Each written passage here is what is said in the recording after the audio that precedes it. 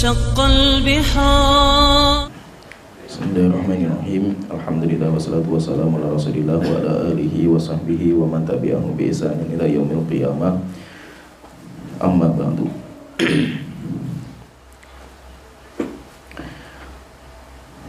Kita melanjutkan kitab Arba'in An-Nawawiyah dan kita masuk di hadis yang ke-30. Al-Imam Nawawi rahimahullah ta'ala beliau berkata, An Sahal bin Sa'ad As-Sa'idi radhiyallahu anhu qala, Ja'a rajulun ila Nabi sallallahu alaihi wasallam. Dari Sahal bin Sa'ad As-Sa'idi radhiyallahu anhu berkata,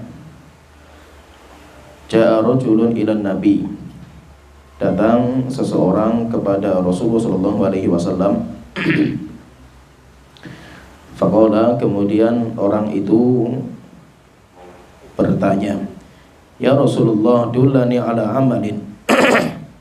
Wahai Rasulullah, tolong tunjukkan kepada aku sebuah amalan. Idza amiltuhu ahabbani Allah. Jika aku mengamalkan amal itu, Allah akan cinta kepadaku. Wa ahabbani an-nasu, dan manusia pun akan cinta kepadaku. Faqala, maka Rasulullah SAW beliau bersabda, Izhad fid dunya yuhibbakallah. Zuhudlah kamu terhadap dunia, niscaya Allah akan mencintai kamu. Wazahad fima fi aidin nas. Zuhudlah terhadap apa yang ada di tangan orang. Yuhibbakan nas, niscaya orang akan cinta kepadamu. Hadithun hasanun rawahu Ibnu Majah wa ghairuhu bi asanidah hasanatin. Hadis hasan dikeluarkan oleh Imam Ibnu Majah dan yang lainnya dengan sanad-sanad yang hasan. Dalam hadis ini ada seorang sahabat namanya siapa dalam hadis ini enggak disebutkan. Dan tidak disebutkan namanya seorang sahabat itu enggak penting, tidak berpengaruh. Walaupun kalau kita belajar hadis itu termasuk dalam pembahasan namanya rawi yang majhul, rawi yang gak dikenal, namanya majhul. Dan hukum asal rawi yang majhul itu dhaif, rawi yang tidak dikenal itu dhaif. Namun kalau rawi itu orang yang tidak dikenal itu masuk dalam matan, bukan sanad. Jadi kalau hadis itu ada dua, ada sanad itu silsilah rawi, itu namanya sanad. Kemudian nanti ada isi pembicaraan, itu namanya matan. Kalau itu di matannya itu, maka itu tidak berpengaruh. Walaupun nanti para ulama itu berjuang mencari siapa orang itu. Dan itu yang paling terkenal adalah Imam Ibnu Hajar, yang biasa mencari seperti itu. Dan intinya tidak terlalu penting bagi kita untuk mengenal siapa orang itu. Yang penting pertanyaan orang ini luar biasa. Jadi pertanyaan orang itu yang sangat penting bagi kita. Yaitu orang itu datang ke Rasulullah bertanya, Wahai Rasulullah, tunjukkan saya amal yang bisa mendatangkan kecintaan Allah dan kecintaan manusia.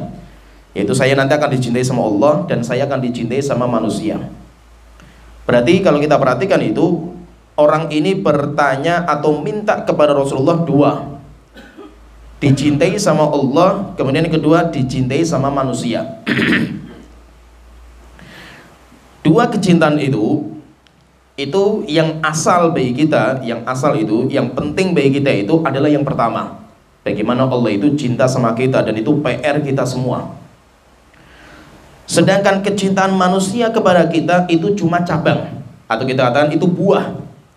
Itu adalah buah dari yang pertama. Jadi yang pertama itu kayak pondasinya, inti, itu yang pertama. Kemudian yang kedua itu kayak cabangnya, kayak buahnya, warisannya dari itu. Sehingga PR kita semua itu bagaimana Allah itu cinta sama kita. Itu PR kita. Oleh itu kalau kata para ulama itu laisa sya'nu an tuhibbu. Kita itu kan diwajibkan untuk cinta sama Allah Ta'ala. Wajib kita itu semuanya cinta sama Allah, melebihi cintanya kita kepada semua manusia. Kita cinta sama Rasulullah, kita cinta sama Allah, cinta sama Rasul itu melebihi cinta kita kepada manusia, dan itu harus. Maka itu yang menjadi PR itu, apakah Allah dan apakah Rasulullah itu cinta sama kita atau tidak, itu yang menjadi PR kita. Nah itu pertanyaan itu luar biasa, bagaimana supaya Allah itu cinta sama saya. Itu pertanyaan yang besar sekali. Kenapa? Karena itu tujuan kita. Jadi PR kita itu bagaimana supaya Allah itu cinta sama kita. Kalau Allah cinta sama kita, Allah akan menjadikan semua makhluk itu cinta sama kita. Jadi itu nanti tugasnya Allah ya Mas, itu nanti Allah yang akan membuat seperti itu. Kalau kita itu sudah mencari ridho Allah, Allah nanti akan menjadikan semua makhluknya itu ridho kepada Dia. Syaratnya apa? Yang penting Allah ridho kita dulu. Sehingga untuk mencari ridho Allah itu terkadang kita itu harus mengorbankan ridhonya orang. Itu harus kita korbankan. Jadi orang mukmin itu dia itu mencari ridhonya Allah walaupun mendapatkan kemurkaan manusia. Itu yang pertama, memang harus seperti itu.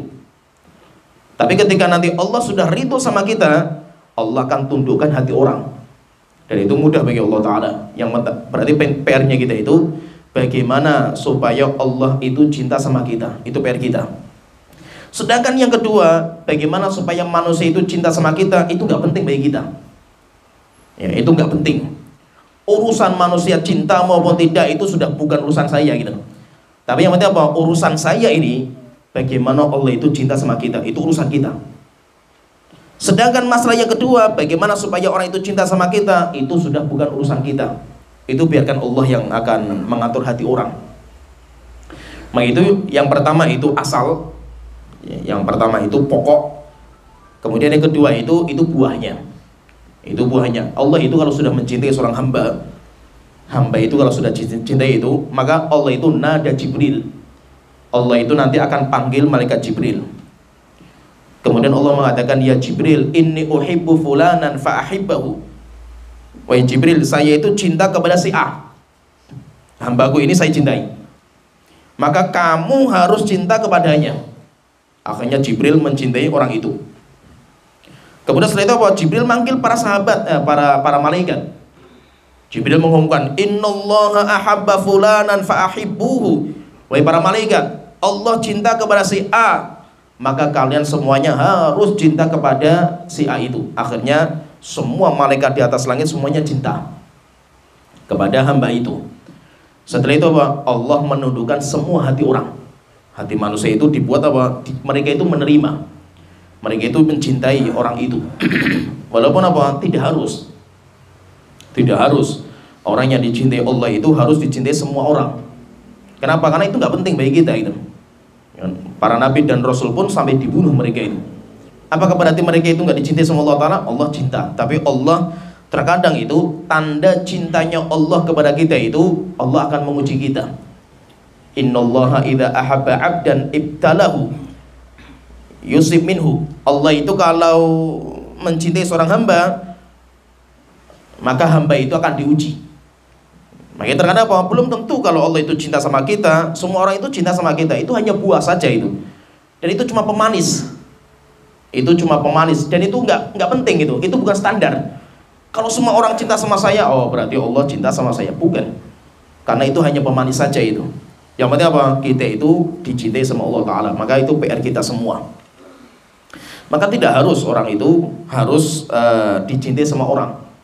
Yang penting apa? Kita sudah berjuang sekuat tenaga supaya kita itu, hati kita itu tidak punya rasa benci kepada orang yang beriman. Dan itu target kita. Sehingga kita itu kalau bisa itu membersihkan hati kita. Jangan sampai dalam hati kita itu ada sedikit kebencian sama seorang mukmin, sama seorang muslim, hatta siapapun dia itu. Sebagaimanapun muamalah dia sama kita itu, yang penting apa? Hati kita itu jangan membenci orang. Nah itu diantara generasi yang terbaik, sifat generasi yang terbaik itu setelah Allah menyebutkan generasi muhajirin, yang mereka meninggalkan harta, meninggalkan kampung halaman, keluarga untuk Islam. Setelah itu mereka orang terbaik. Kemudian yang kedua, generasi Ansor, orang-orang yang siap menjamu tamu-tamu dari muhajirin dan mereka itu mencintai tamu-tamu itu melebihi diri sendiri mereka sendiri. Wa yu'thiruna ala anfusihim, mereka lebih ithar, mendahulukan saudara mereka dari muhajirin walaupun mereka butuh. Ini manusia terbaik kedua. Setelah itu Allah Ta'ala mengatakan generasi yang ketiga, Allah Ta'ala mengatakan walladzina ja'u min ba'dihim, dan orang-orang yang datang setelah generasi ini, muhajirin, ansor, termasuk kita. Kita kan datang setelah mereka itu. Walladzina ja'u min ba'dihim yaquluna rabbana ighfir lana. Apa yang mereka ucapkan dalam doa-doa mereka itu? Mereka berdoa, rabbana ighfir lana, Tuhanku ampuni dosa-dosa kami. Wa li ikhwanina alladzina sabaquna bil iman, dan dosa saudara-saudara kami sesama muslim yang telah mendahului kami dalam keimanan. Setelah itu apa kata orang itu dalam doanya itu? Ini penting sekali.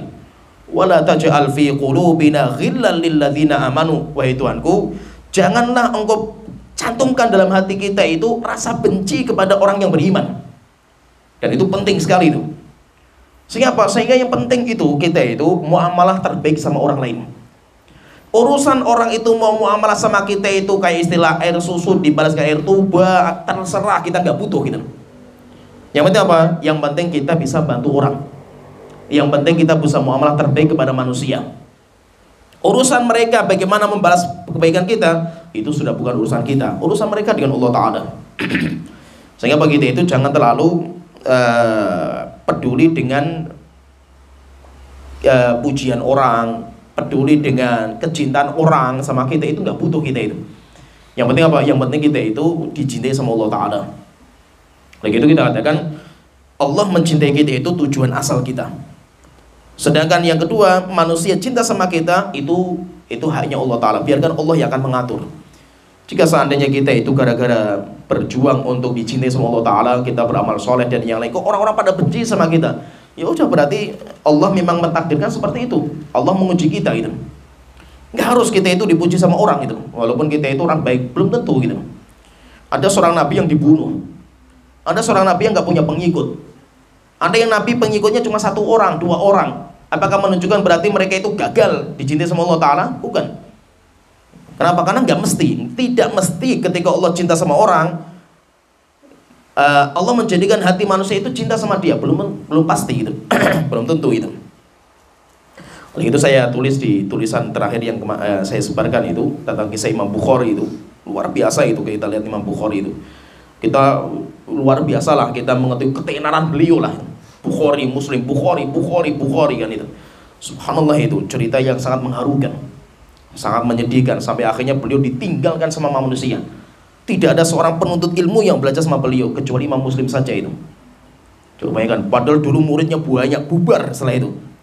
Coba kita kalau seandainya saya misalkan, saya sebagai seorang ustadz itu, saya merasakan seperti itu, belum tentu bisa saya menerima gitu. Ya, belum tentu gitu. Ya, padahal bahwa kita nggak punya kesalahan gitu. Yang menjadi masalah itu kita dipermasalahkan sama orang gitu. Ya, dan fitnah gencar sekali kan. Tapi kan kita nggak separah kondisinya Imam Bukhari gitu. Seperti misalnya fitnah yang menimpa saya di waktu-waktu ini dahsyat. Tapi apa? Kita kalau melihat kisahnya Imam Bukhari itu, masya Allah, nggak ada apa-apanya fitnah yang menimpa saya itu. Nah itu cara supaya kita itu sabar ketika ditimpa musibah itu.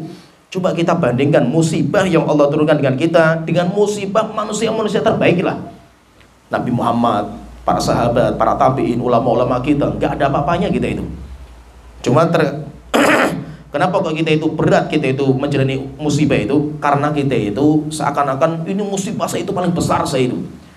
Karena kita nggak pernah tahu bagaimana musibah ulama-ulama yang Allah timpakan kepada mereka, musibahnya para nabi itu, nggak ada apa-apanya kita itu. Kalau seandainya misalkan saya sekarang ngajar misalkan itu, ada beberapa murid saya itu mencaci maki saya misalkan itu, ini alhamdulillah masih banyak yang mau ngaji sama saya kan itu. Alhamdulillah itu karunia Allah Ta'ala kan gitu. Daripada Imam Bukhari gak ada satupun yang belajar sama beliau gitu. Semuanya lari semua meninggalkan beliau itu. Kayak apa gitu ya, masih itu. Dan itu kenapa? Karena hasadnya orang. Nah itu yang paling berat itu kata guru kita itu. Kita punya guru itu dalam masalah hadis itu, beliau pun kayak itu juga, dicaci maki sama muridnya sendiri malah itu. Maka beliau mengatakan yang paling berat, fitnah terberat itu bukan fitnahnya musuh-musuh kita. Kalau musuh fitnahnya orang-orang kafir, orang-orang munafik, musuhnya ahlul bidah, itu gampang bagi kita itu. Tapi yang paling berat itu apa? Fitnahnya teman-teman kita sendiri, sesama ustadz, antar ustadz sama muridnya, itu yang paling berat. Kenapa? Karena kita sama-sama berdakwah untuk mencari ridho Allah Ta'ala itu. Nah itu intinya fahami di sini bahwa yang perlu kita jadikan PR kita itu bagaimana kita itu dicintai sama Allah Ta'ala. Sedangkan yang kedua itu hanya tambahan saja. Bisa nggak? Boleh nggak kita itu minta supaya kita dicintai sama orang? Boleh, nggak apa-apa gitu. Tapi apa? Jangan itu menjadi tujuan. Sehingga apa? Mencari ridho manusia walaupun meninggalkan ridhonya Allah Ta'ala, itu yang tercela seperti ini. Kalau kita enggak, kita mencari ridho Allah Ta'ala, walaupun apa? Juga kita itu pengen, namanya semua kita gitu, kita itu dicintai sama manusia, dan itu harapan, nggak apa-apa gitu. Tapi yang penting apa? Itu jangan dijadikan sebagai asal tujuan kita. Jadikan tujuan kita itu meraih cintanya Allah Ta'ala. Dan di sini kalau kita perhatikan di sini Rasulullah ketika ditanya pertanyaan yang sangat urgen ini, amal apa yang bisa membuat Allah itu cinta sama saya? Yang pertama, yang kedua, amal apa yang bisa membuat orang itu cinta sama saya? Sehingga Rasulullah itu hanya menyebutkan zuhud. Satu saja caranya itu, zuhud. Cuma zuhud terhadap apa? Maka itu beda-beda. Kalau kamu itu pengen dicintai sama Allah Ta'ala, zuhud terhadap dunia. Kayak kita nggak butuh dunia lah, zuhud itu. Kalau kamu pengen dicintai sama manusia, zuhud terhadap apa yang di tangan mereka.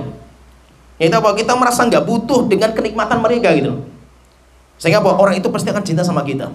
Tapi kalau kita itu merasa diri kita butuh sama orang lain, dia itu semakin benci sama kita. Semakin kita itu minta, semakin kita itu berharap, semakin kita itu meminta belas kasihan, berarti kita itu semakin hina di mata orang. Nah, maka itu Rasulullah menyebutkan dua amal ini. Izhad fid dunya yuhibbakallah. Zuhudlah kamu terhadap dunia, Allah nanti akan mencintai kamu. Kemudian yang kedua, zuhudlah terhadap apa yang di tangan orang, maka niscaya manusia itu nanti akan mencintai kamu. Dan kalau kita perhatikan itu, kenapa kok Rasulullah SAW itu ketika berbicara masalah cintanya Allah, kita itu disuruh untuk zuhud terhadap dunia itu. Karena memang dunia itu sampah gitu, yang meracuni hati kita untuk cinta sama Allah Ta'ala.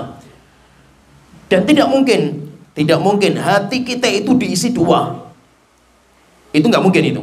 Yaitu apa? Cinta kepada akhirat dengan cinta kepada dunia, nggak mungkin. Jika dalam hati kita itu sudah terisi akhirat, dunia akan tersingkirkan. Kalau hati kita itu isinya dunia, maka akhirat akan tersingkirkan. Sehingga supaya Allah itu cinta sama kita itu, akhirat harus kita singkirkan dalam hati kita itu. Dunia harus kita singkirkan. Kenapa? Karena dunia itu kalau sudah masuk ke dalam hati, racun itu dunia itu. Akan meracuni hati kita. Sehingga kalau kita lupa akhirat kita lupa sama Allah Ta'ala. Kenapa? Karena dunia itu jadi racun. Terus bagaimana caranya itu? Caranya harus kita singkirkan dunia itu dalam hati kita. Dan bagaimana supaya kita itu kok bisa menyingkirkan itu? Kita anggap dunia itu sampah. Sehingga apa? Kita jadikan rendah dunia itu. Jangan kita anggap dunia itu kayak surga. Jangan kita anggap dunia itu kayak permata yang indah itu. Jangan. Dunia itu tong sampah. Dunia itu bangkai. Sehingga apa? Sehingga kalau kita itu mengejar dunia, kita itu sedang berebut bangkai binatang kita ini. Semakin kita itu menyadari akan hakorati dunia, hinanya dunia, maka dunia itu sudah nggak ada isinya dalam hati kita itu. Kenapa? Karena kita sudah nggak minat lagi itu sampah seperti ini kan itu. Akhirnya apa? Dunia itu isinya, hati kita itu isinya akhirat. Nah itu kalau kita perhatikan, kenapa dalam Al-Quran Allah Ta'ala itu sering sekali mencela dunia. Dunia itu hina gitu loh.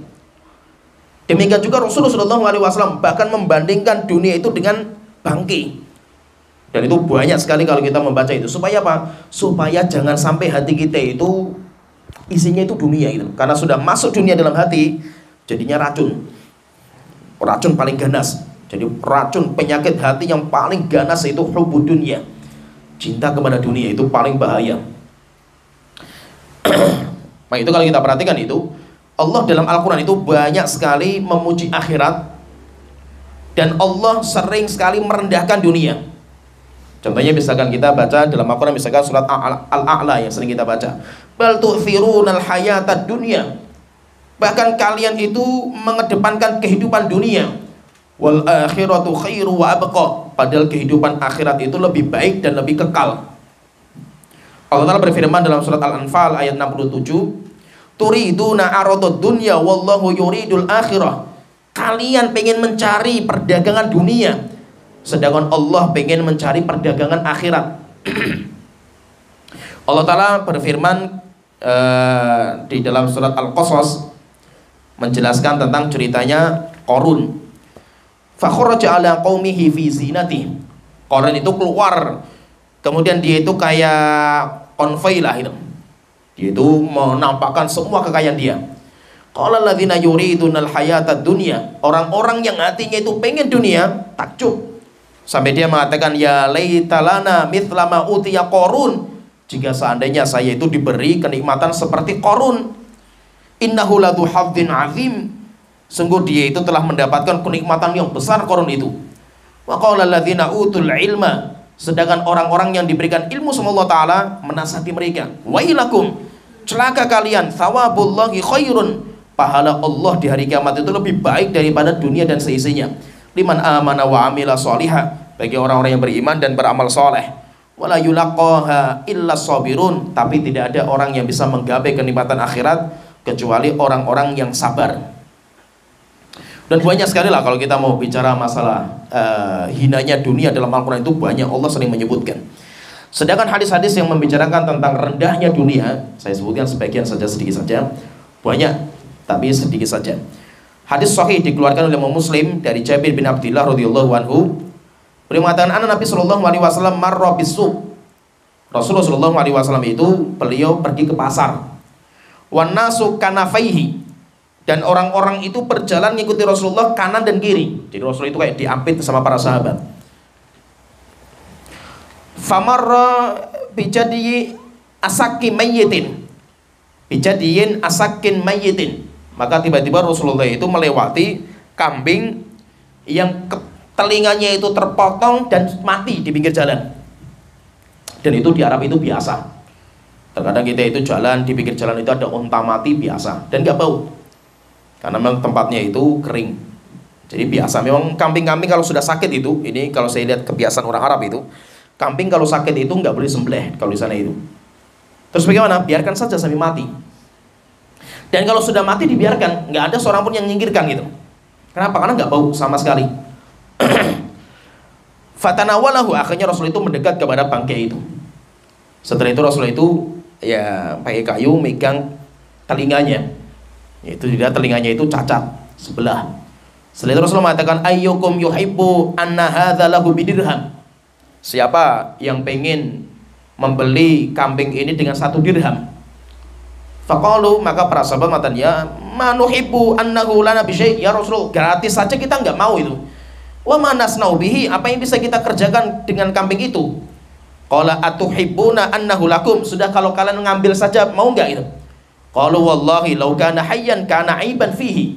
Ya Rasulullah, ini kambing kalau hidup saja cacat ini, kita nggak akan ngambil itu, apalagi sudah mati itu.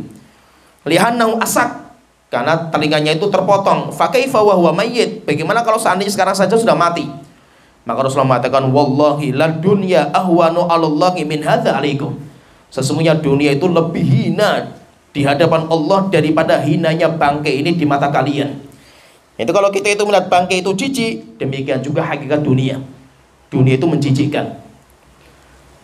Kemudian hadis yang berikutnya, Rasulullah hadis dikeluarkan oleh Imam Muslim juga dari Mustawrid Al-Fihri radhiyallahu anhu, beliau mengatakan Rasulullah sallallahu alaihi wasallam beliau bersabda, madunya fil akhirati illa kama yaj'alu ahadukum isbahu fil yam.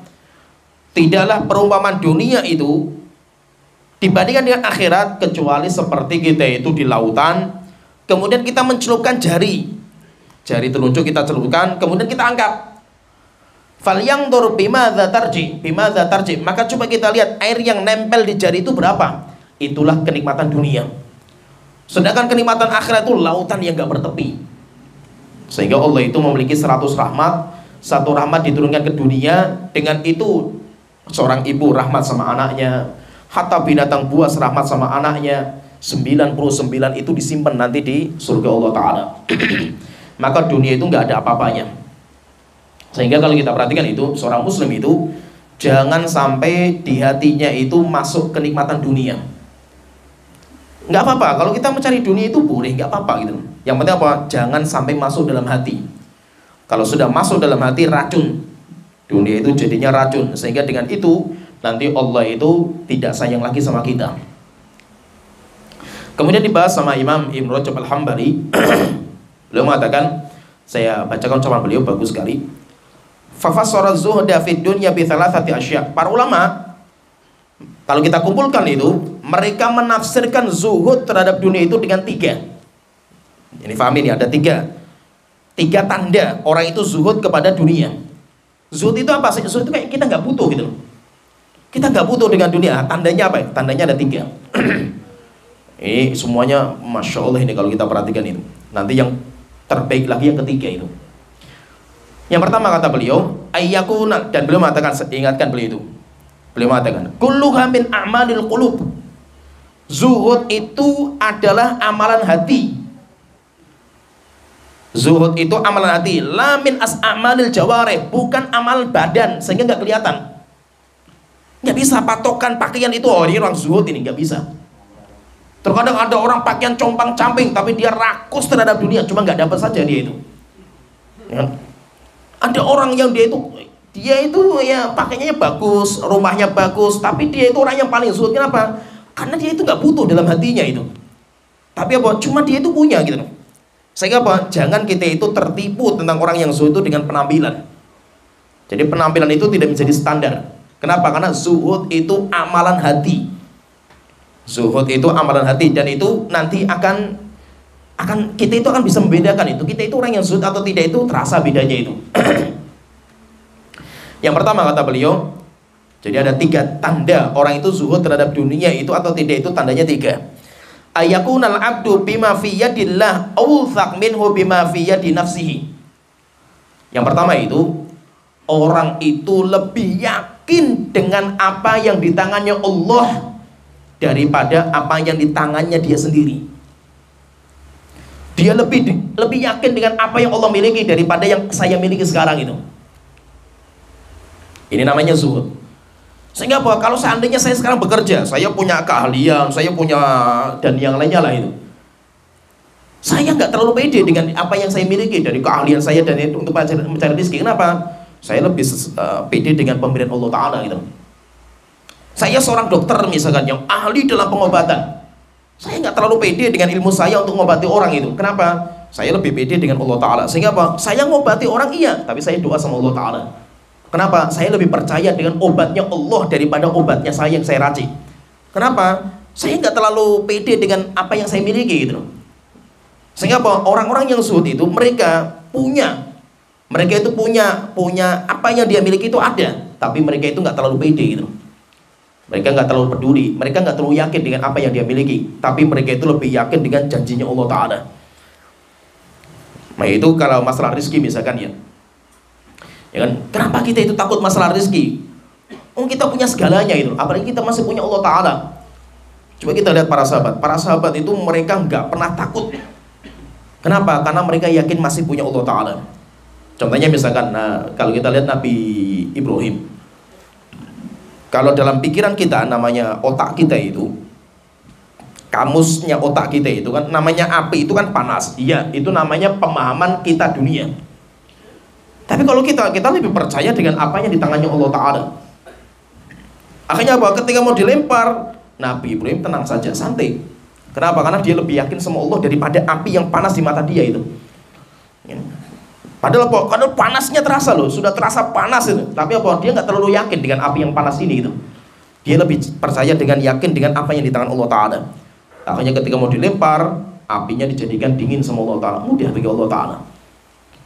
Ketika pasukan Ahzab berkumpul dengan jumlah yang banyak sekali dari berbagai penjuru, ditambah lagi orang-orang Yahudi yang berkhianat, Bani Quraidah berkhianat padahal sudah berjanji sama Rasulullah jaga Medina.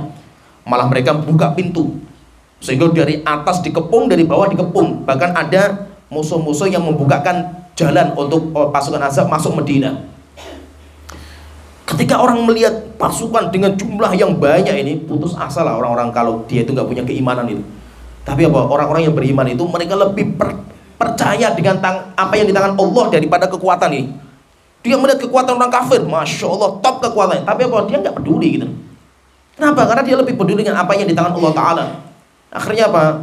Ketika mereka ditakut-takuti, innan nasa qad jama'u lakum fakhshawhum. Orang-orang sudah berkumpul kalian untuk menghancurkan kalian, ayo kita nyerah saja. Fazadahum imana. Semakin bertambah iman mereka kepada Allah Ta'ala. Wa qalu hasbunallahu wa ni'mal wakil. Maka mereka mengatakan, cukup Allah sebagai penolong saya, dan Allah sebaik-baik zat yang akan mengatur diri saya. Setelah itu apa? Karena keyakinan yang sudah puncak mereka sama Allah Ta'ala, sampai akhirnya kan mereka bikin parit. Tetap sebab kita jalankan, bikin parit para sahabat dan yang lainnya itu.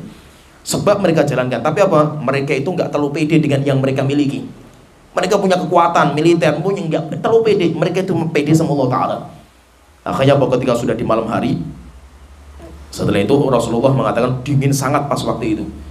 Rasulullah mengatakan kepada para sahabat, alhamdulillah Allah sudah turunkan pada tentara untuk melawan orang-orang kafir ini. Maka nanti malam jangan ada seorang pun yang keluar dari tendanya. Bantuan yang Allah kirim apa? Cuma angin yang bertiup. Dijebol semua kemah-kemahnya orang kafir. Akhirnya mereka kocar-kacir.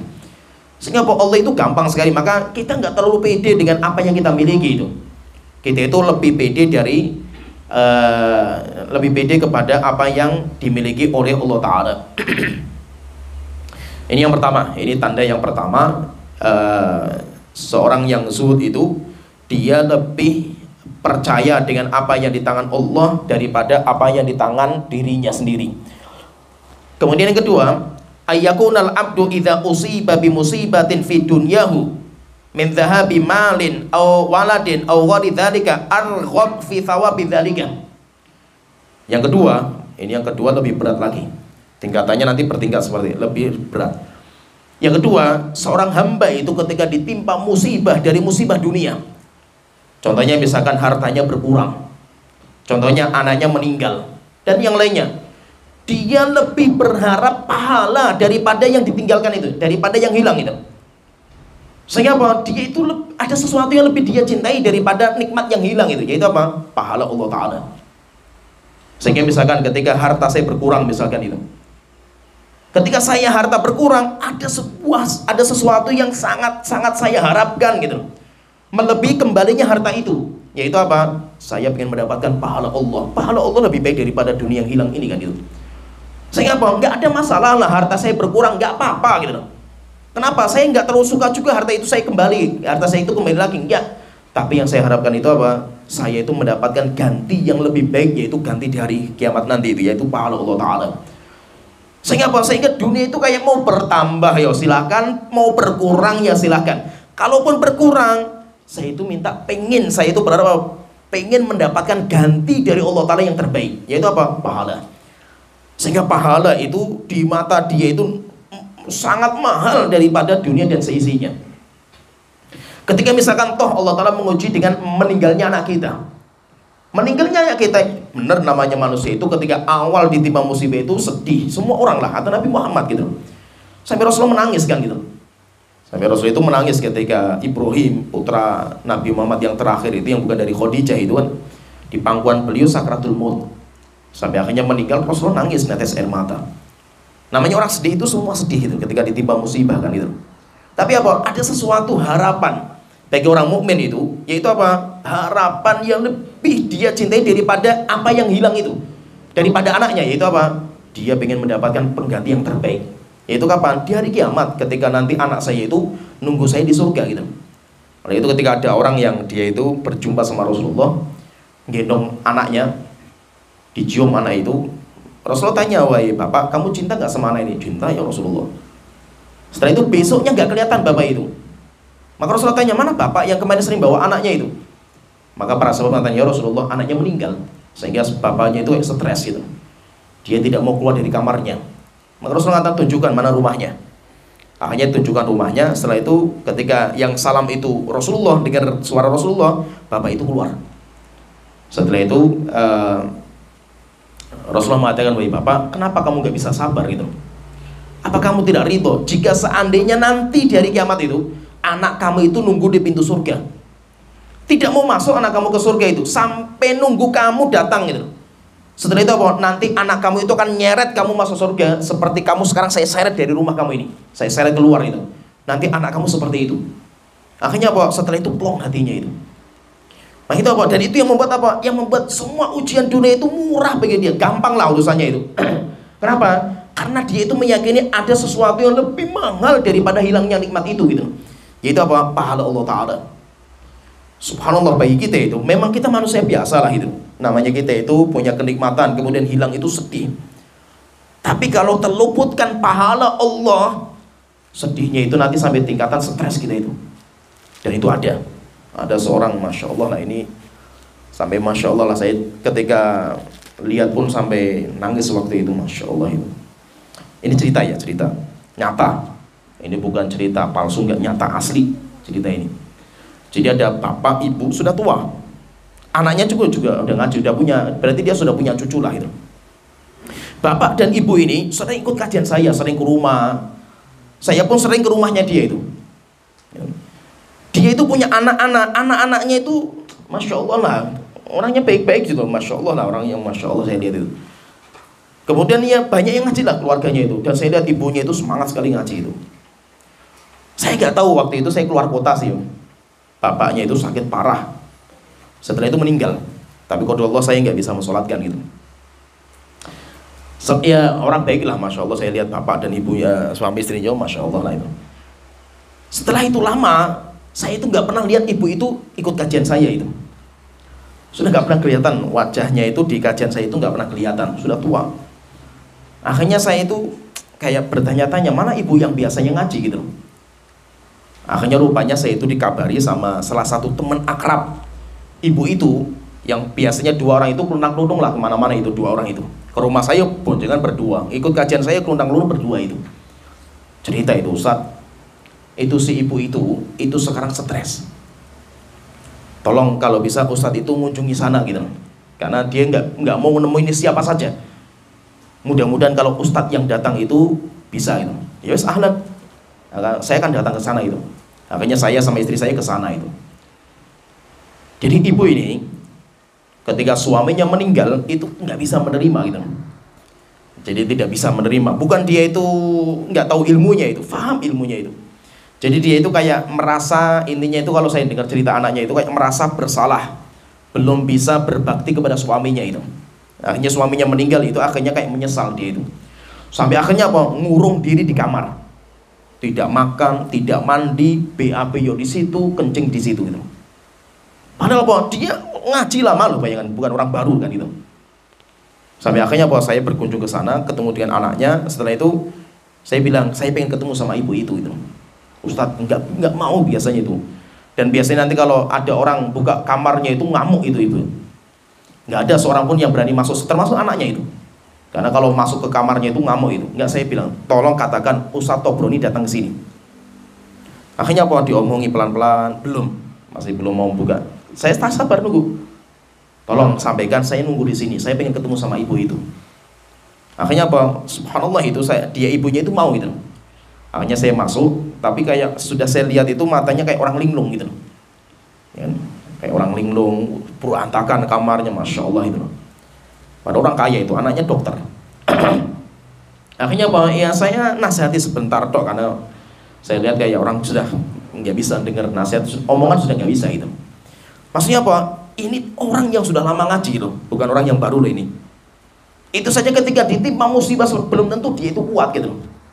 Ya, akhirnya apa? Maka itu penting kita itu memahami bahwa orang yang zuhud itu ketika dia ditimpa musibah, suaminya meninggal, anaknya meninggal, hartanya berkurang atau apa sajalah itu, dia itu langsung pikirannya pahala Allah Ta'ala. Dan pahala itu lebih dia cintai daripada harta yang berkurang, daripada anak yang hilang itu. Anaknya kembali pun dia lebih mencintai pahala Allah Ta'ala gitu. Kenapa? Karena dia tahu nanti di hari kiamat ketemu dengan anaknya kan gitu. Cuma terkadang apa? Ilmu seperti ini tuh hilang ketika kita itu ditimpa musibah. Kalau kita belum ditimpa musibah itu gampang kita ngomongan gitu. Tapi ketika sekarang kita itu yang menjadi korban musibah itu, belum tentu kita itu bisa menerima seperti itu. Nah itu kenapa kok teman itu penting. Kita jaga teman-teman kita. Ketika ada teman yang terkena musibah itu, kita datang, kita motivasi.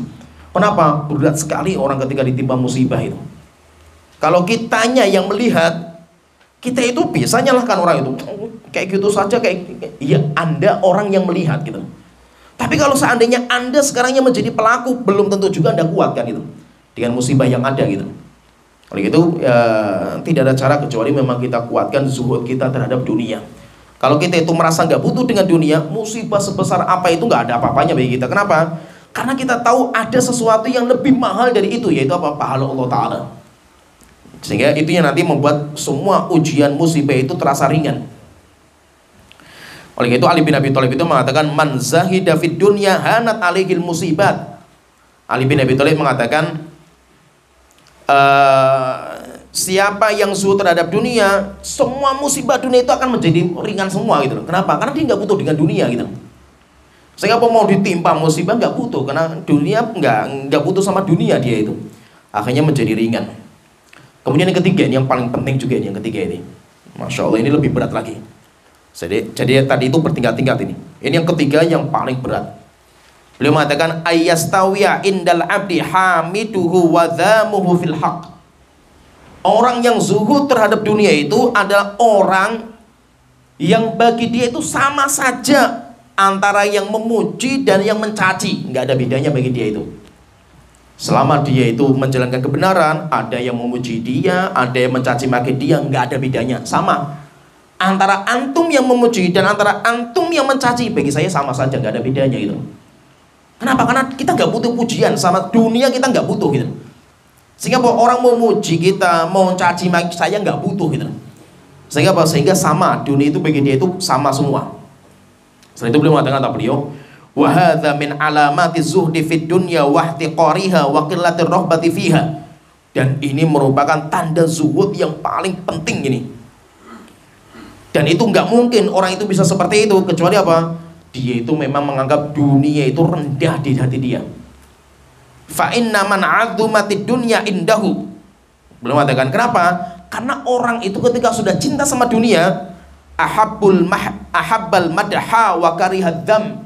Dia itu suka disanjung, suka dipuji, dia itu nggak mau dicaci, nggak mau dimaki. Itu kenapa? Karena cintanya dia sama dengan dunia itu. Wa mastawa indahu hamiduhu wa dhamuhu fil haqqi. Tapi kalau dia itu bisa menyamakan antara orang yang memuji dan orang yang mencaci ketika dia itu mengamalkan kebenaran, dalla ala suquti manzilatil makhluqina fi qalbihi. Itu menunjukkan, kata beliau, menunjukkan derajat manusia itu rendah di hati dia. Di hati dia itu cuma ada Allah Ta'ala. Hati orang, di hatinya itu nggak ada orang. Sehingga orang mau muji, mau mencaci nggak butuh gitu. Saya itu nggak butuh dengan pujian orang itu. Selama apa? Selama saya itu berada di atas kebenaran. Wamtilaihi min mahabbatil haqqi wa ma fihi min ridha maulahu. Kenapa? Hatinya itu cuma isinya kebenaran. Saya itu cuma pengen mengamalkan kebenaran, meniti di atas kebenaran. Sedangkan sikap orang sama kita itu saya nggak peduli, karena hati saya nggak ada isinya orang itu, nggak ada gitu. Dan itu kata para ulama itu mengatakan itu tingkatan yang paling tinggi dan itu paling berat. Beratnya luar biasa. Masya Allah, ini beratnya luar biasa kita bisa mengamalkan ini. Kenapa? Karena memang karakter kita itu, semua kita lah. Coba karakter kita itu. Kita itu karakternya apa? Sukanya dipuji, sukanya diagungkan, dan kita itu benci sekali dengan kritikan dan cacian. Semua kita lah, semua. Dan hati kita itu semuanya ada. Tinggal bagaimana kita itu mengikis penyakit itu. Sehingga apa? Bagi kita itu sikap manusia kepada kita itu terserahlah, kita nggak butuh gitu. Dan apa? Dan fahami di sini, nanti kita itu akan diuji sama Allah Ta'ala. Mungkin sekarang mungkin antum belum diuji, tapi nanti ada masanya kita akan diuji dengan kebaikan yang kita berikan ke orang. Saya misalkan saya punya ilmu, saya ajarkan ilmu kepada orang, itu kan kebaikan. Anda punya harta, Anda bantu orang. Atau Anda itu punya tenaga, ada orang rumah sebelah rumah Anda, rumahnya kebakaran, Anda nyirami, kemudian bantu ikut bangunkan. Nah, itu berarti kan kita itu memberikan manfaat dengan tenaga kita gitu.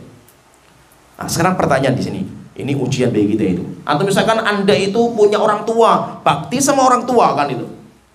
Apa saja lah, intinya apa? Kita itu berbuat baik kepada orang.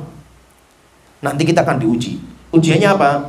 Ketika orang yang kita baiki malah mencaci maki kita itu. Itu ujian kita seperti itu. Kita punya murid, saya misalkan sebagai seorang ustadz, saya ngajari orang. Dimana saya ketika ngajari, saya nggak pernah minta duit sama mereka itu loh. Saya ajari mereka itu.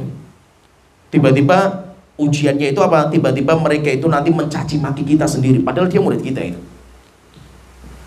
Atau kita punya anak yatim misalkan sebelah rumah kita biayai sekolah lah itu. Karena saking kasihannya kita itu. Ketika dia jadi orang sukses, lupa sama kita. Kita minta bantuan, dia nggak mau bantu kita gitu. Nah, di sini pertanyaan di sini, sikap kita itu kayak apa gitu? Kalau kita emosi, kita jengkel, apalagi sampai ngungkit-ngungkit kebaikan kita itu. La tubtilu shadaqatikum bil manni wal adza. Jangan kamu batalkan sedekah kalian itu dengan man, ngungkit-ngungkit pemberian. Ngungkit-ngungkit kebaikan kita itu. Atau kita itu, kamu mau apa terserah, saya nggak butuh. Yang penting apa? Saya sudah putus. Saya bisa bantu kamu selesai. Saya nggak akan melihat kamu bagaimana sikap kamu itu. Yang penting saya sudah bisa bantu itu. Dan itu ujian kita itu. Oleh itu ya, ini terberat. Yang ketiga ini yang paling berat bagi kita. Maka kalau kita itu sudah nggak peduli dengan dunia, kita zuhud terhadap dunia itu, orang pujian orang, cacian orang itu bagi kita sama, nggak ada bedanya. Kenapa? Karena kita nggak butuh dunia. Yang kita cari itu adalah kita itu berada di jalan yang benar. Nah, jadi ini tandanya ada 3 ini. Tandanya kita itu zuhud terhadap dunia dan tidaknya, tandanya 3. Dan 3 ini semuanya berat. Semuanya berat. Yang pertama, kita itu lebih yakin dengan apa yang di tangan Allah dengan apa yang kita miliki sekarang. Dan ini berat. Yang kedua, kalau kita ditimpa musibah dunia, pahala Allah itu lebih kita cintai daripada harta yang berkurang itu. Kenikmatan yang berkurang. Kemudian yang ketiga, di mata kita itu antara orang yang memuji kita dan yang mencaci maki kita itu nggak ada bedanya, sama saja. Dan itu nanti beratnya itu bertingkat-tingkat. Intinya kalau orang zuhud terhadap dunia itu apa? Dia itu nggak butuh dunia, bukan nggak punya dunia. Dia punya dunia, dia dipuji sama orang misalkan itu. Tapi apa? Bagi kita biasa gitu loh. Saya nggak peduli kalian kan gitu loh. Ada orang yang dia itu kaya raya itu, tapi dia nggak peduli dengan dunia gitu. Dia kayak nggak butuh gitu, tapi dia punya gitu. Ada orang yang dipuji, diagungkan sama manusia, dia nggak butuh dengan pujian, sehingga apa? Sama saja gitu. Tapi ternyata apa? Dia itu mendapat, maka itu zuhud itu bukan orang yang nggak punya dunia. Ini pahami ini. Dia punya dunia, tapi hatinya nggak butuh gitu loh. Cuma dia punya gitu loh. Jadi zuhud itu berkaitan masalah hati, bukan masalah yang zahir itu penampilan gitu. Maka itu apa? Orang yang dia itu kaya raya, mungkin dia itu paling zuhud di kampung daripada yang paling miskin gitu. Kenapa? Karena bukan penampilan luarnya itu. Zuhud itu isinya hatinya. Anda itu butuh nggak gitu. Dan biasanya itu orang yang zuhud terhadap dunia itu, dia itu kayak ini halal, haram tinggalkan selesai kan gitu. Kenapa? Kayak saya nggak butuh gitu. Walaupun apa? Walaupun dia itu jadi orang kaya raya itu. Dan itu banyak orang seperti itu. Saya lihat orang-orang kaya raya itu banyak yang dia itu sangat hati-hati terhadap hartanya. Cuma memang pintu rezekinya dibuka lebar sama Allah Ta'ala gitu.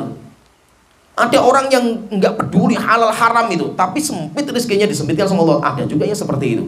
Sehingga bukan berarti kalau orang miskin itu berarti zuhud, orang kaya itu berarti nggak zuhud. Itu bukan patokan.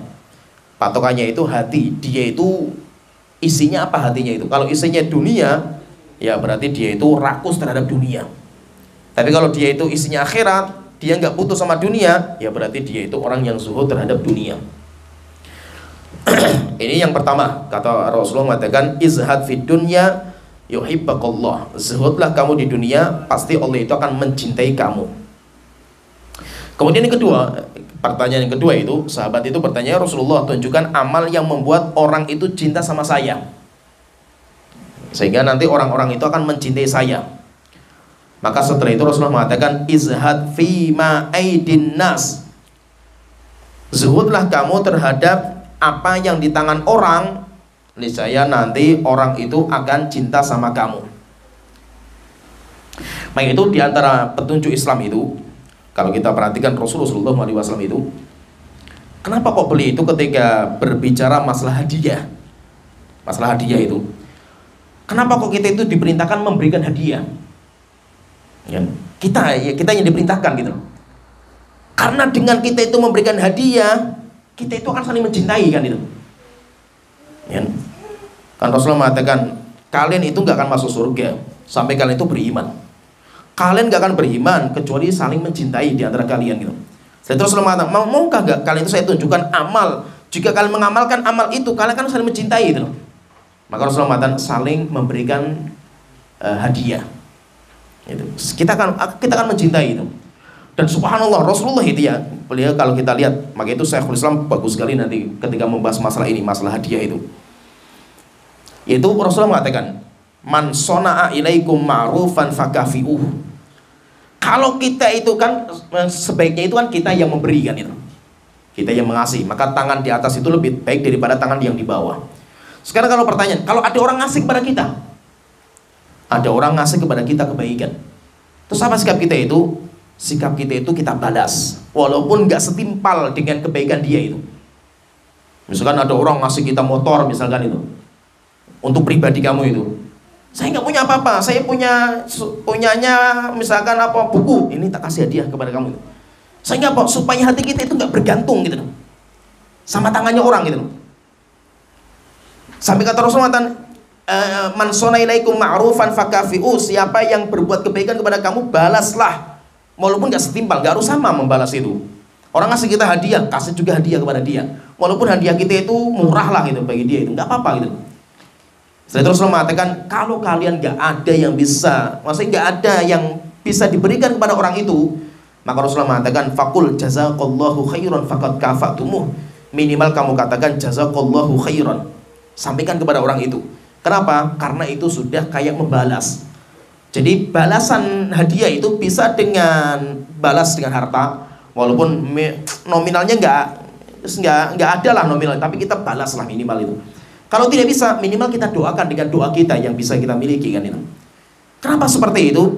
Karena hati itu, hati kita itu semakin kita itu butuh sama orang, kita itu semakin menjadi budaknya. Dan namanya orang itu apa? Dia itu jadi gini istilahnya itu, kalau kita itu sudah merasakan nikmat, kita itu akan cari terus gitu. Jadi kayak candu lah, kayak candu. Ada orang ngasih kepada kita kebaikan itu, kita nikmati, kita seneng, kita itu akhirnya apa? Itu akan menjadi candu.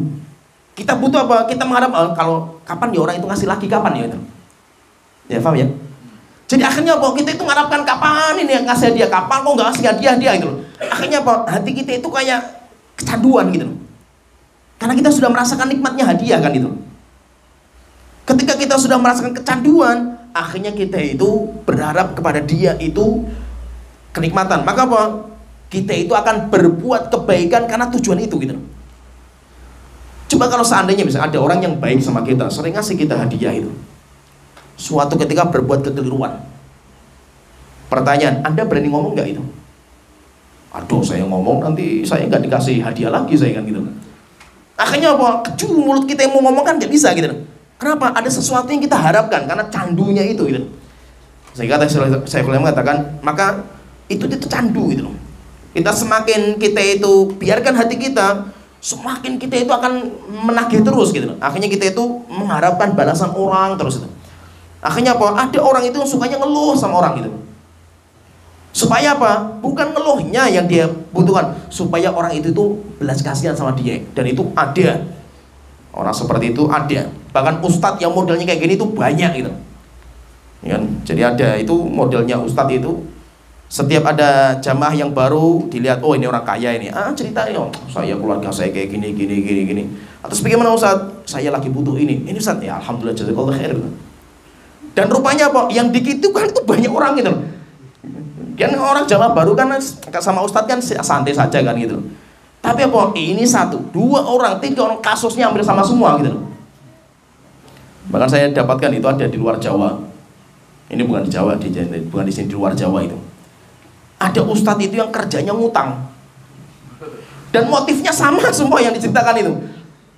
Dan terkadang kan kita misalkan masih baru kayak gini kan, baru ngaji kan sama ustadz kan, masya Allah itu.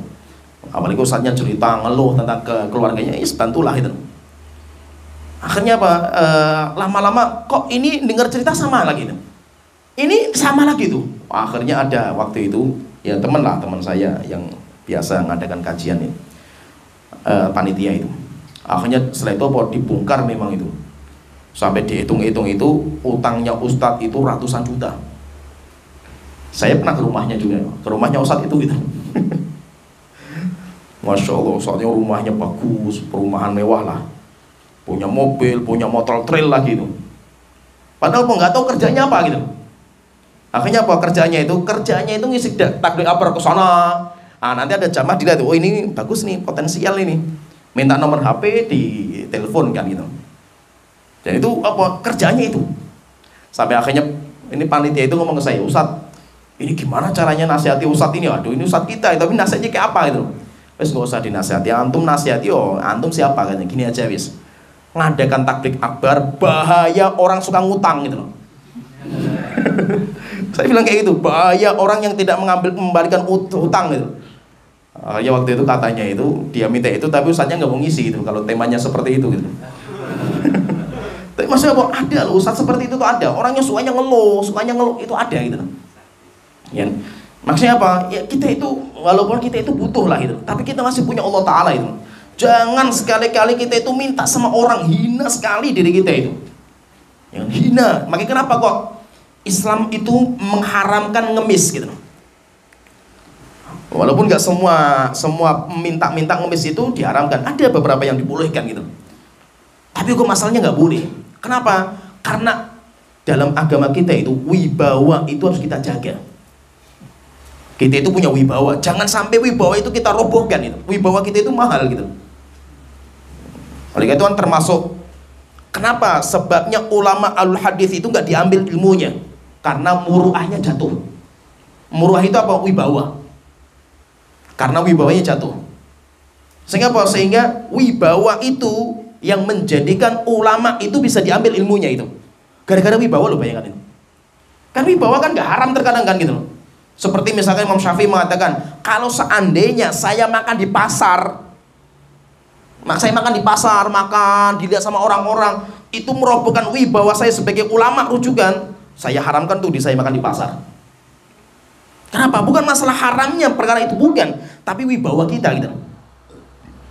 Ya paham ya? Misalkan gini, antum lihat saya misalkan Ustadz Tobroni hujan-hujan lepas baju main bola gitu. Ini apa-apaan? Haram nggak itu? Nggak haram kan gitu loh. Tapi masuk Ustadz kayak gini kan gitu loh. Akhirnya bahwa kita mau belajarnya itu sungkan kan gitu loh. Gara-gara bahwa nggak punya wibawa gitu loh. Ya paham ya? Walaupun nggak haram gitu loh. Oleh itu bahwa ulama-ulama kita itu menjaga wibawa mereka itu. Dan itu apa? Itu namanya ilmu. Oleh itu kenapa kok di antara hadis Rasulullah itu, di antara tanda hari kiamat itu, inna min asyratis sa'ah ayyul tamasal ilma indal asghir. Di antara tanda-tanda hari kiamat itu ketika ilmu dicari dari orang-orang yang kecil. Walaupun khilaf di antara para ulama, orang kecil itu apa? Ada yang mengatakan orang kecil di sini itu kecil secara umur. Ada yang mengatakan seperti itu. Ada yang mengatakan enggak, kecil itu secara pemahaman. Siapa itu? Ahlul bidah. Khilaf di antara para ulama. Tapi yang mengatakan secara umur, mereka menjelaskan kenapa kok belajar itu kalau bisa sama yang lebih senior gitu loh. Walaupun apa? Walaupun mungkin masih ada anak-anak muda yang lebih berilmu, tapi kenapa senior itu? Karena wibawanya. Wibawa itu penting dalam agama kita itu. Anak muda belum tentu dia itu bisa menjaga wibawa gitu loh. Ya kan, tertawa terbahak-bahak, kemudian banyak canda, itu bukan sosok seorang panutan gitu. Kenapa? Karena kita itu belajar ilmu itu bukan hanya ilmu saja yang kita pelajari di guru kita, tapi kita belajar adab. Kita belajar adab, kita belajar bagaimana menjadi sosok seorang muslim yang bisa menjadi panutan di masyarakat. Itu belajarnya sama guru. Nah, kalau gurunya itu masih muda, namanya mut'atus syabab, jiwa mudanya itu masih ada gitu. Akhirnya apa? Kita hanya bisa mengambil ilmu, tapi nggak bisa mengambil adabnya dia gitu. Nah itu apa? Sehingga ilmu itu kosong di akhir zaman karena seperti itu, nggak bisa diambil adabnya itu. Nah itu intinya itu jangan sampai kita itu minta sama orang. Nah itu ngemis, kenapa ngemis diharamkan? Karena dalam ngemis itu akan merobohkan wibawa. Coba misalkan gini lah, antum adalah orang yang paling dermawan di kampung, orang kaya dermawan. Coba kalau seandainya setiap hari diminta terus sama orang itu gitu. Orang si A ini datang setiap hari itu, padahal kita itu orang ya suka memberi itu. Tapi kalau setiap hari jengkel juga nggak kita itu? Jengkel juga gitu. Ini orang ini, jadi akhirnya apa? Roboh wibawa dia di mata saya itu. Demikian juga apa? Ketika kita itu sukanya mengeluh. Maka apa? Kalau kita itu mengeluh pribadi kita punya masalah itu, ngeluhnya sama Allah Ta'ala. Jangan sampailah orang-orang itu tahu gitu. Maka apa? Kalau kita itu hadapan sama orang itu, tunjukkan kita itu kayak orang nggak punya problem gitu. Sehingga orang lihat kita itu, Masya Allah, enak jadi ustadz kayak nggak punya masalah itu. Antum belum jadi ustadz gitu. Coba jadi ustadz stres juga antum kan gitu. Antum kira ustadz itu nggak punya masalah banyak ustadz itu kan itu. Cuma apa? Kita sebagai seorang ustadz nggak mungkin cerita masalah kita itu kepada orang gitu. Biarkanlah itu masalah kita gitu. Kita selesaikan kita sama Allah Ta'ala kan itu.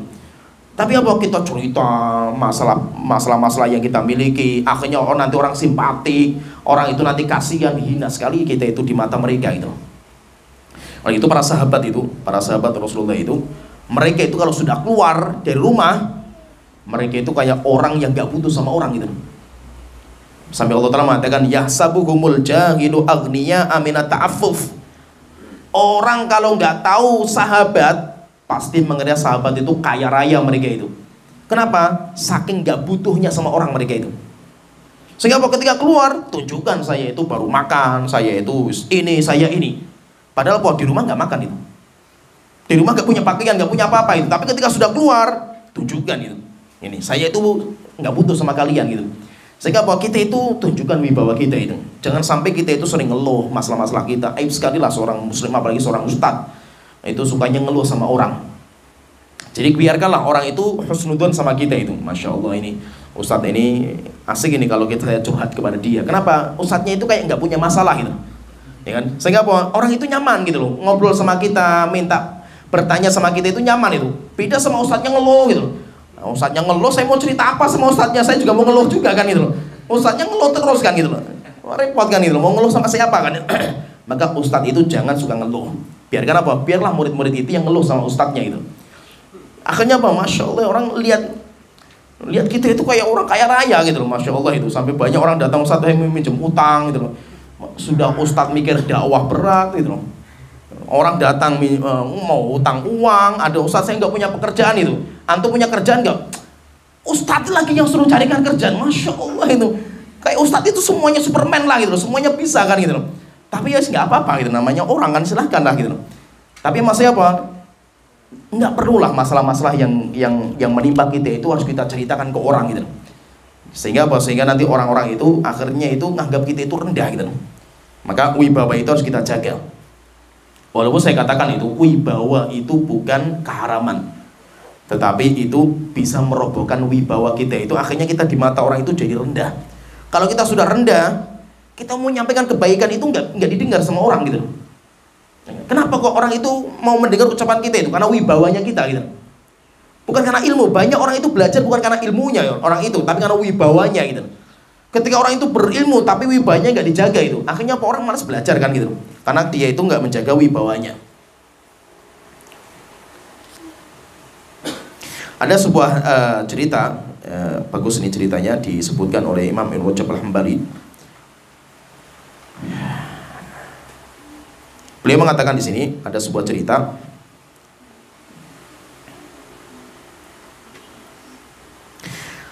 Saya bacakan aja semua lah, mas saya dari awal sedikit. Qala Al-Hasan Al-Basri, beliau mengatakan la tazalu kariman 'alan nas. Kamu itu akan senantiasa mulia di mata orang. La yazalun nasu yukrimunaka, dan manusia itu senantiasa mereka itu memuliakan kamu malam ta'ata ma fi aidihim, selama kamu itu tidak meraba-raba kenikmatan mereka, yaitu meraba-raba, lihat-lihat, kemudian ya mengharap, ada harapan terhadap kenikmatan yang Allah berikan kepada mereka. Fa idza fa'alta dzalika, tapi kalau kamu sudah meraba-raba nikmatnya mereka, istakhfu bika, mereka akan merendahkan kamu. Wa karihu haditsaka, akhirnya mereka benci untuk ngomong sama kamu. Wa abghaduka, akhirnya mereka nanti akan membenci kamu. Karena nanti terkadang itu penguasa ngetes kita itu. Misalnya ada seorang ulama misalkan top wis gitu. Nanti penguasa ngetes itu, bagaimana dites dengan duit, terima nggak dia itu, bagaimana dites dengan jabatan. Kalau dia itu goyang, hina orang itu. Akhirnya kalau dia ngomong sampai mumpul, dia itu pendusta itu, nggak diterima gitu. Oleh itu kenapa kok ulama-ulama kita itu takut ketika dikasih jabatan? Sampai Imam Abu Hanifah itu, Imam Abu Hanifah kan terkenal sekali pemberani. Sampai beliau kalau datang kepada pemimpin, gemeter itu pemimpin itu. Apalagi beliau ngomong itu, ketakutan semua itu. Maka suatu ketika itu ada seorang pemimpin itu pengen menjadikan beliau sebagai ya hakim pengadilan gitu. Beliau mengatakan enggak, saya tidak layak menjadi itu gitu. Dipaksa sampai dicambuk, dihajar Imam Abu Hanifah itu. Sampai akhirnya kan meninggal. Meninggal gara-gara apa? Beliau dipaksa menjadi pejabat negara tapi beliau nggak mau. Kenapa? Karena takut kalau sudah menjadi pejabat rendah. Di mata jabatannya lebih tinggi lagi kan itu. Akhirnya menyampaikan kebenaran sudah nggak bisa diterima sama mereka kan itu. Akhirnya beliau mengatakan, pokoknya kalau kamu itu pengen dihormati sama orang, jangan meraba-raba kenikmatan yang Allah berikan kepada mereka. Maksudnya apa? Jangan kita itu butuh sama kenikmatan yang Allah berikan kepada mereka. Setelah itu beliau mengatakan, kata Imam Ibn Rajab, beliau mengatakan, waqad takatsuratil ahaditsu anin nabi. Banyak sekali hadis dari Rasulullah bil amri bil istifafi an mas'alatin nas. Yaitu apa? Kita itu menghargai diri kita dengan cara kita itu tidak ngemis-ngemis sama orang, kita itu nggak merasa butuh dengan orang. Faman sa'alan nasa ma bi aidihim karihuhu wa abghadu. Siapa yang sukanya itu minta sama orang, orang itu akan benci kepadanya. Li'annal mal mahbubun li nufusi bani Adam. Karena harta itu sangat dicintai. Sehingga apa? Orang kalau butuh hartanya saya punya harta. Ini harta itu emas bagi saya itu, mahal. Ada orang mulai melirik harta saya jengkel saya itu kan itu. Dan itu karakter manusia seperti itu. Akhirnya beliau menyebutkan sebuah cerita, kama qala a'rabiyyun li ahli Basrah. Ada seorang badui datang ke Basrah. Tanya, man sayyidu ahli hadhil qaryah? Kota Basrah ini siapa pemimpinnya itu? Siapa panutannya? Siapa ulamanya? Maka mereka mengatakan Al-Hasan. Ya, ulama kita Al-Hasan, Hasan Al-Basri. Qala bima sadahum. Maka beliau tanya sama orang-orang itu, kok bisa itu Hasan Al-Basri, orang Buddha, bekas Buddha itu bisa memimpin itu, menjadi panutan dan ulama itu? Qalu, maka orang-orang mengatakan ihtajan nasu ila ilmihi. Karena orang-orang itu semuanya butuh sama ilmunya, wastaghna huwa an dunyahum. Tapi beliau enggak butuh dengan dunia mereka. Manusia, masyarakat butuh sama ilmunya beliau enggak butuh dunianya masyarakat. Sehingga apa? Sehingga biarkan yang butuh itu orang lain sama beliau itu. Kalau beliau nggak butuh itu, akhirnya apa? Beliau diangkat derajatnya di masyarakat. Sehingga orang-orang itu semuanya belajar sama beliau. Kenapa? Karena kita itu nggak butuh dengan orang gitu. Maka dua perkara ini penting sekali, yaitu kita zuhud terhadap dunia supaya Allah mencintai kita, kemudian zuhud terhadap apa yang di tangan orang supaya orang itu cinta sama kita. Ya, sebenarnya di sini pembahasan kita. Insyaallah kita nanti akan masuk di hadis yang ke-32. Wa akhiru da'wana alhamdulillahirabbil alamin. Sallallahu alaihi wa sallam.